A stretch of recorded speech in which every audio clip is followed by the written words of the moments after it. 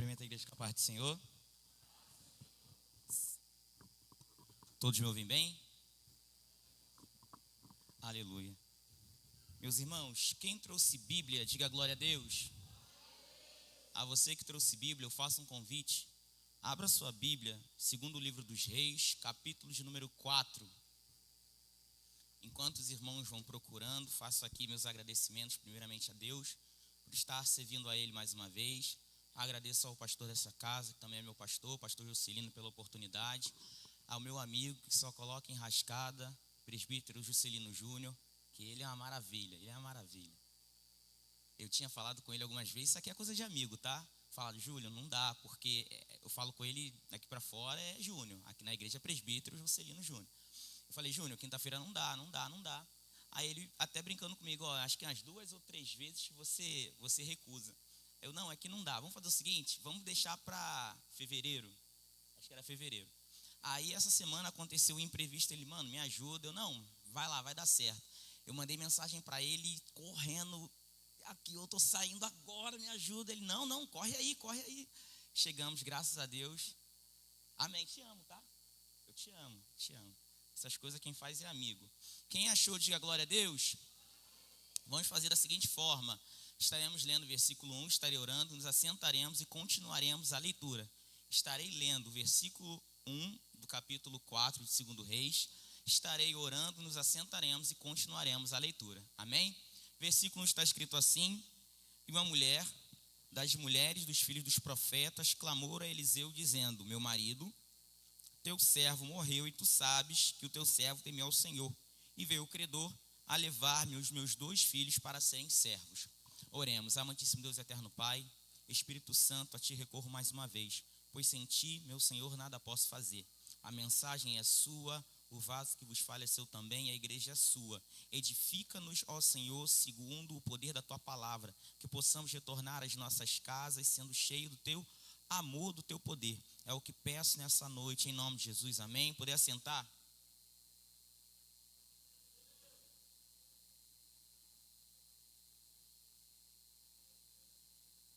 Versículo 2, está escrito assim: Eliseu lhe disse, que te hei eu de fazer? Declara-me, que é que tens em casa? E ela disse, tua serva não tem nada em casa, senão uma botija de azeite. E ela lhe disse, tua serva não tem nada em casa, senão uma botija de azeite. Então disse ele, vai e pede para ti vasos emprestados a todos os teus vizinhos, vasos vazios e não poucos. Então entra e fecha a porta sobre ti e sobre os teus filhos, e deita o azeite em todos aqueles vasos, e põe à parte o que estiver cheio.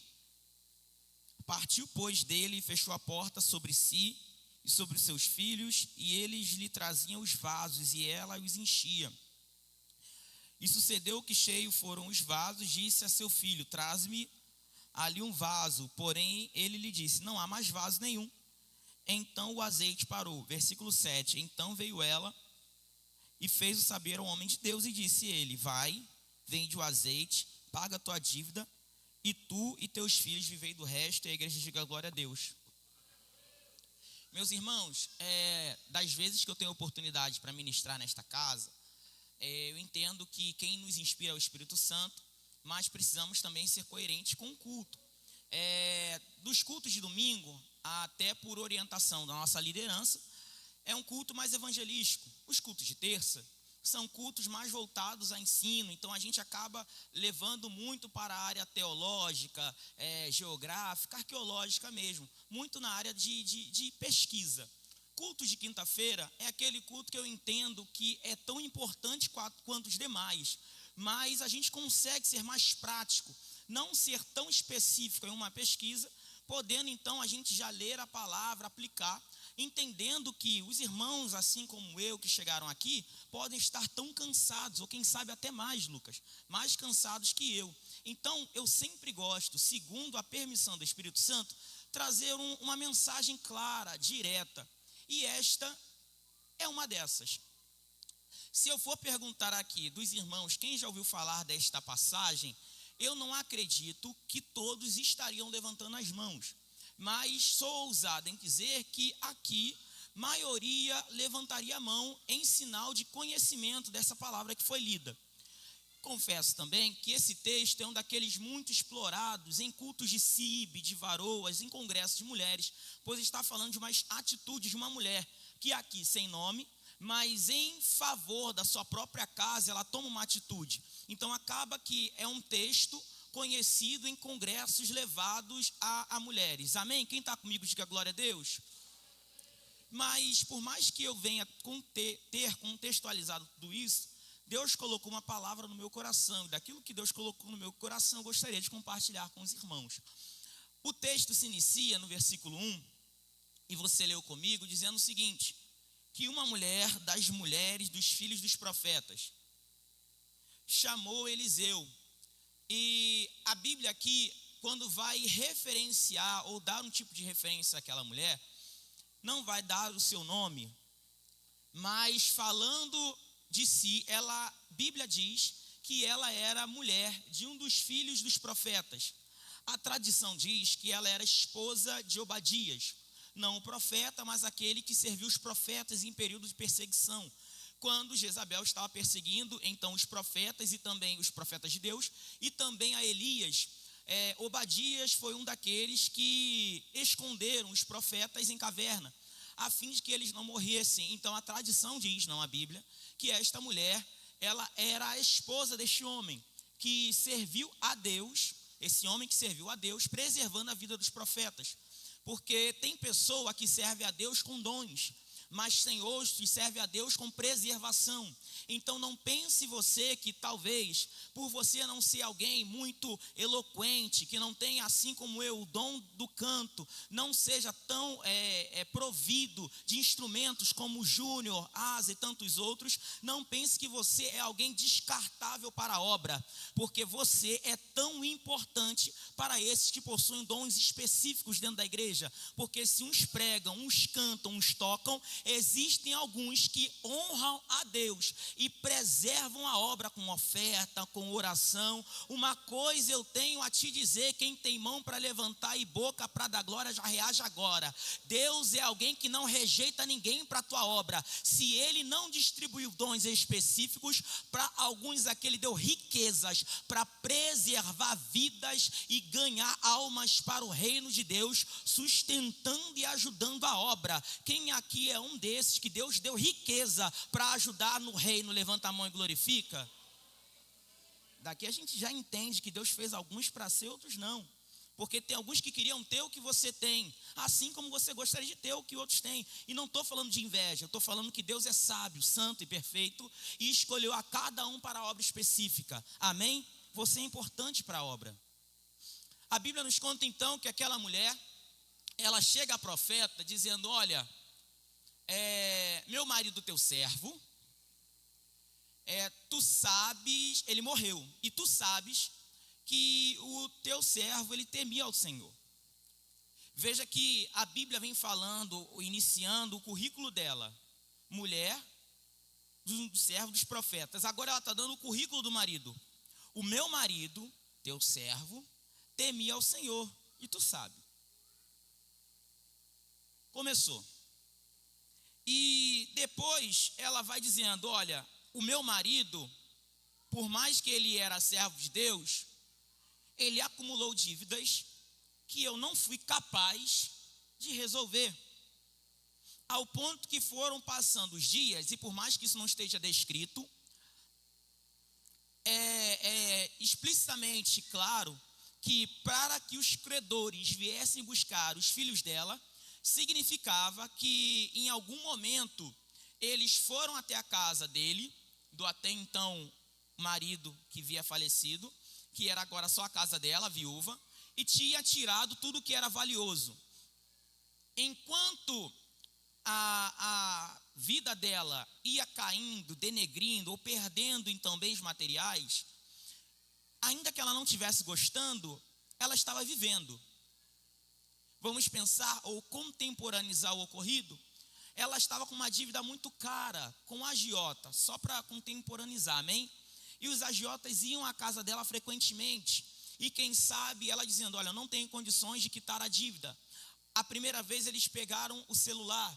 na segunda vez a televisão, na terceira vez a geladeira. Quando não tendo mais nada para recolher, a lei da época permitia que poderia sim levar os filhos ou os jovens que servissem até que fosse quitada a dívida. Enquanto ela foi perdendo bens materiais, em nenhum momento a Bíblia diz que ela foi até o profeta. Mas no momento em que os credores foram tocar na vida dos filhos, ela foi até o profeta. Aqui eu entendo e gostaria de compartilhar com algo que Deus colocou no meu coração. Enquanto ela estava perdendo só bens materiais, ela não teve atitudes para chegar até o profeta. Errada ela estava? Não. Quem sabe ela acreditou que poderia resolver. Mas quando o problema chegou na família, ela tomou uma atitude. Saiu de onde ela estava, foi até o profeta, o homem de Deus, na intenção de falar: Eliseu, o meu marido era servo do Senhor. Enquanto estava tocando nos meus bens, eu até permiti, mas na minha família ninguém toca. Abarai, Xandarai. É uma mulher aqui cheia de Deus, mas com ousadia também. Enquanto ela estava perdendo aquilo que poderia ser comprado de novo, ela estava entendendo que poderia recuperar. Mas quando o problema agravou de uma forma tão grande, ela foi procurar alguém que era maior do que a terra. Porque Eliseu aqui, ele não era maior do que a terra não, mas representava o próprio Deus na terra, pois era profeta do Senhor. Então ela não foi a Eliseu para que ele resolvesse, ela foi a Eliseu na intenção que ele clamasse o seu Deus e Deus viesse com a provisão para resolver. Eu quero dizer a alguém aqui, só para quem tem mão para levantar e boca para dar glória: enquanto estiver tocando em bens materiais, deixa eu te dar uma palavra: você recupera, mas não deixa o inimigo tocar na tua casa, não deixa o inimigo tocar na vida da tua família, não deixa o inimigo criar contenda. Enquanto são apenas bens materiais, tu recupera, mas se o inimigo ousar tocar na vida da tua família, mulher, homem de Deus, criança, jovem, coloca o joelho em terra e clame ao Senhor, e Deus dará provisão para resolver esse problema. Quem acredita nisso, levanta uma das mãos aí, glorifica a Deus. Quando ela leva até o profeta, dá glória a Deus que eu vou beber água.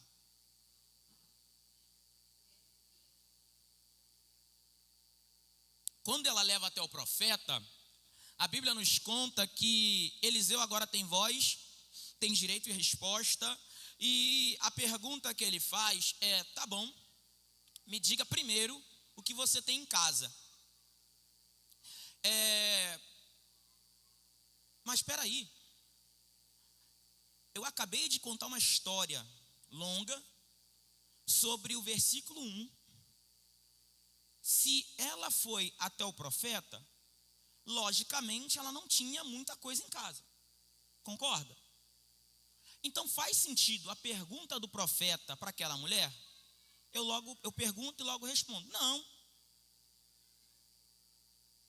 Porque se ela tivesse alguma coisa de valor em casa, ela não estaria indo até o profeta. Gente, isso era lógico. Mas ainda assim o profeta fez questão de perguntar: o que te hei de fazer? Me diga o que você tens em casa. A resposta dela é maravilhosa. Ela diz o seguinte: tua serva não tem nada em casa, senão uma botija de... Ela tinha alguma coisa? Tinha. O que ela tinha? Azeite, botija, um vaso pequeno.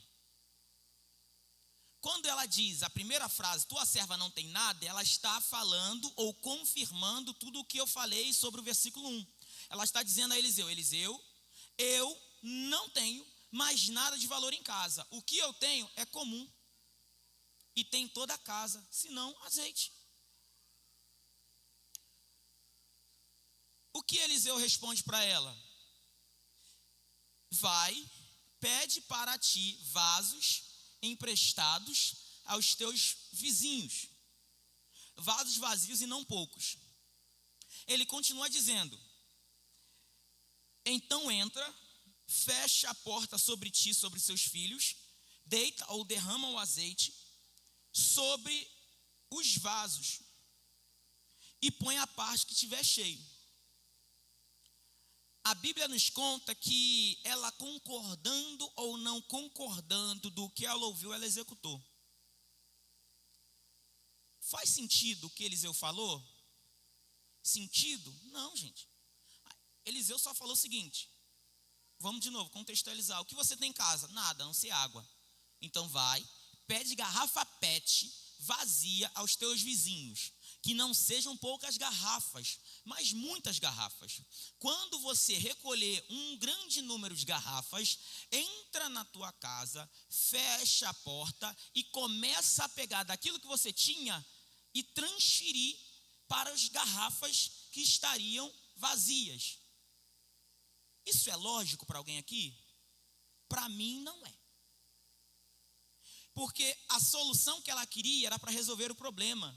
E a solução que ele deu era só transferir de um vaso para o outro. Porque para quem fala o que tem que ser feito, ele já sabe o que vai fazer. Mas para quem ouve, não sabe o que vai acontecer.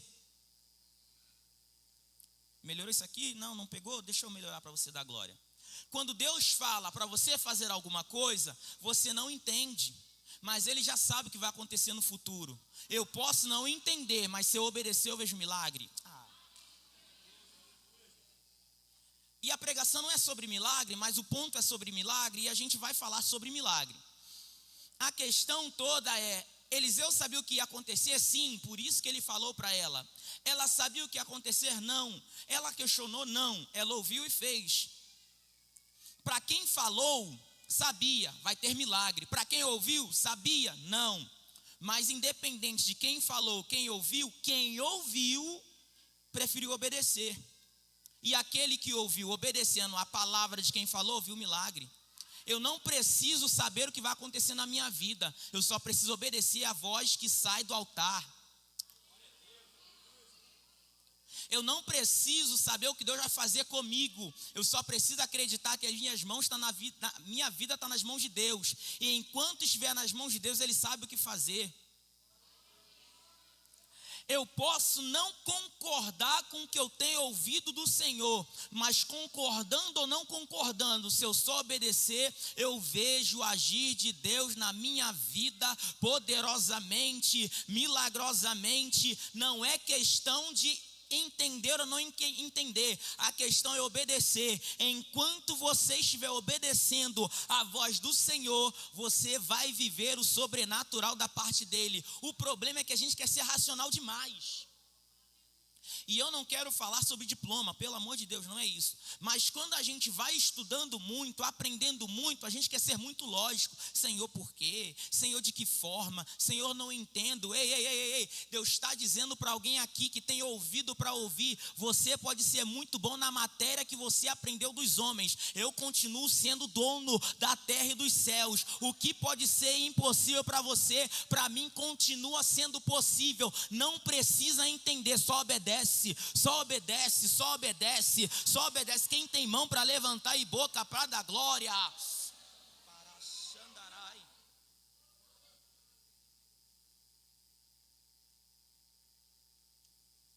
Eu gosto. E a pregação começa no 4. A pregação começa agora. Porque se no 1 ela leva ao profeta um problema, no 4, a parte B da instrução que ele deu a ela começa. Então, entra e fecha a... Oh, meu Deus, fechou de novo, ó, versículo 4. O 4 começa assim: então, entra e fecha a... Por quê? Porta, escute isso aqui. Porta, fala de acesso.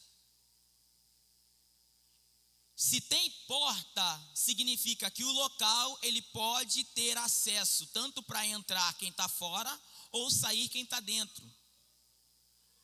Quando Eliseu diz, então fecha a porta, ele está falando para ela, então limita o acesso. Quem era para entrar, já entrou, a partir do momento que você entrar com seus filhos. Quem é para estar do lado de fora não é para entrar. Mas Tiago, no versículo 3, Eliseu, aconselha ela a pegar vasos, sim ou não? Mas por mais que os vizinhos fossem coparticipantes, eles não eram para entrar. Serviam para emprestar vaso, mas não para participar do milagre. Tiago, então Deus ele faz acepção? Não, Deus não faz acepção. Só que tem pessoas que entram na nossa vida para ajudar até certo ponto, mas para participar dos milagres atrapalha. Para emprestar vaso até serve, mas para participar do milagre tem que ficar lá de fora. É Deus dizendo, tem gente que ainda não viveu o milagre, não é porque não tem fé, não é porque não é tempo, não é porque Deus não quer fazer, é porque está mantendo a porta aberta. Ah, mas é meu amigo, ah, mas me ajuda muito. É Deus dizendo para crente nessa noite, pode te ajudar lá, mas o que eu quero fazer na tua vida tem que fechar a porta. Para de deixar entrar quem não é para entrar, para de viver em comunhão quem Deus já falou para tirar, para de... Quando a Bíblia está falando de porta fechada, está falando o milagre, quem é participar é dentro da casa. Enquanto você mantiver a porta aberta para quem não é para estar dentro, Deus não faz, porque a ação era parte A, começa no 3, parte B, continua no 4, só poderia o milagre ser realizado se cumprisse tanto parte A quanto parte B. Tem milagre que não está sendo realizado na tua vida, porque você fala demais, você posta demais, você conversa demais, tem amigos demais, tem colegas demais, pede opinião demais, está participando de mesa demais, está convidando demais pessoas a entrar na tua casa, no teu carro, a participar de problemas da tua família. Deus está falando para crente aqui, fecha a porta para ver milagre.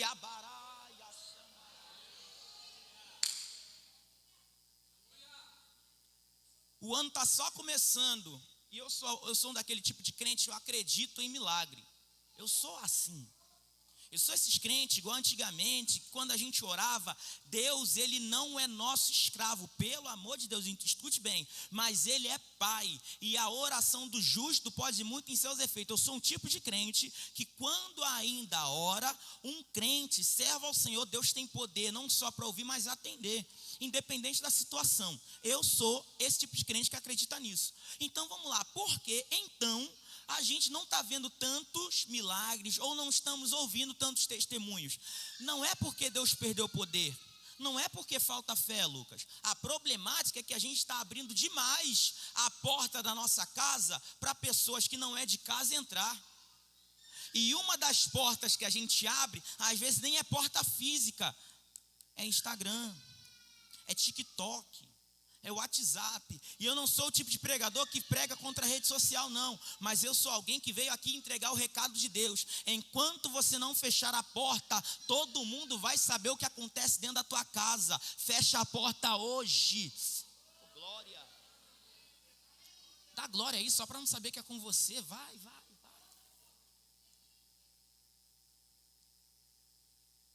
A Bíblia nos continua dizendo que ela seguiu os passos e as orientações do profeta. O 5 nos diz: partiu, pois, fechou a porta sobre si, sobre os seus filhos, e eles traziam os vasos e elas enchia. O 6, cedeu que cheio os vasos e disse a seu filho: traz-me mais. Não tem mais. A pergunta que eu faço: o azeite parou porque a cota do milagre acabou, ou porque então os vasos vazios acabaram?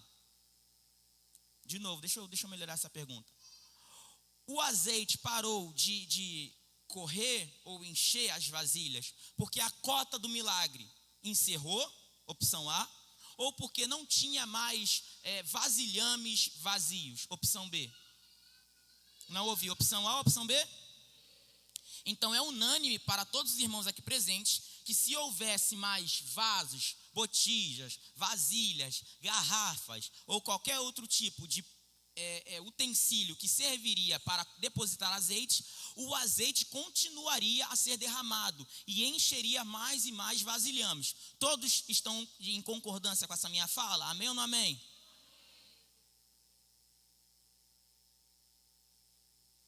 Então, enquanto tinha vaso, o azeite enchia. Enquanto tinha vaso vazio, o azeite descia. Isso aqui é um ponto de vista que Deus me deu em cima dessa mensagem, e aqui eu encerro. Sabe por que a gente para de viver o novo de Deus? Porque a gente não se esvazia mais. Tiago, mas não entendi. Calma.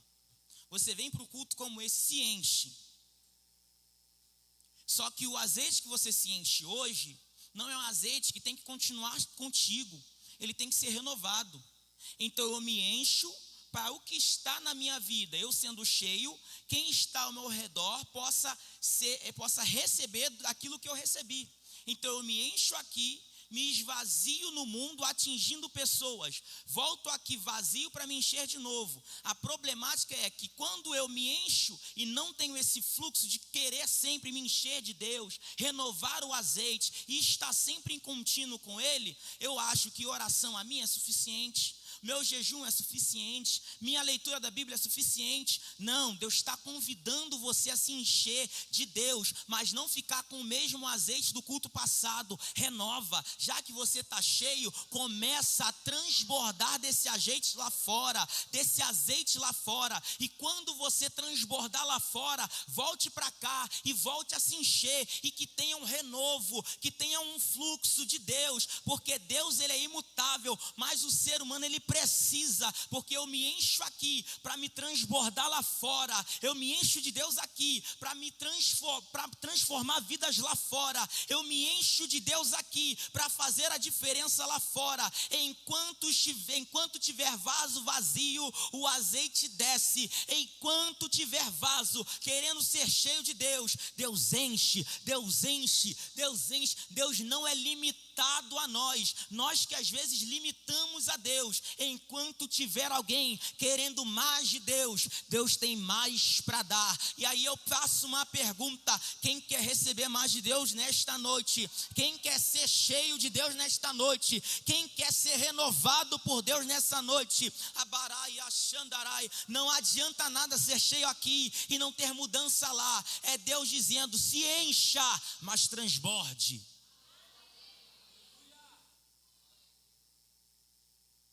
Quando tudo estava cheio, ela volta ao profeta: profeta, e agora? E agora? Lembra daquilo que você pediu emprestado? Sei. Devolve. Tiago, mas isso não está na Bíblia. Tá. Ué. Vai, vende o azeite. Mas por que não falou vende os vasos com azeite? Porque o azeite Deus deu para ela, e os vasos tinha que devolver. Eu encerro minha participação. Tudo que você recebe para Deus não é seu, é de Deus. Eu disse que não era sobre milagre. Se você tem um dom, é para Deus, e até a sua riqueza é para Deus. Eu encerro minha participação dizendo: aquilo que Deus deposita na sua vida é para atingir alguém. Já que você recebeu de graça o dom que Deus colocou na tua vida, de graça dê. Quantas pessoas você influenciou nessa semana, nesse mês passado? Quantas pessoas saíram melhores depois de uma conversa contigo? Isso significa que você está devolvendo para Deus aquilo que é de Deus, e não está guardando para si algo que não é seu. É Deus dizendo: do azeite que você recebeu, vende, mas os vasos devolve. Vendeu? Paga a tua dívida e vive do resto. Mas os vasos que você pegou emprestado, devolve. Deus vai pedir a conta a cada um de nós daquilo que Ele tem nos emprestado. Por isso, já que o ano está começando, ao invés de querer só viver o novo de Deus, queira você viver um novo com Deus.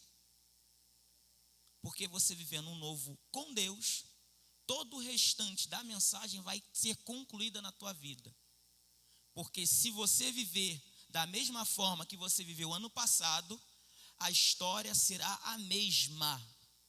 Mas se você colocar um propósito no seu coração, que esse ano você vai ser diferente com Deus, eu só espero que você lembre de mim, porque Deus vai te dar condição e motivos para você fazer culto de ação de graça, ou glória, e que seja churrasco, que assim eu vou estar lá, amém? E assim agradeço a minha oportunidade em nome de Jesus.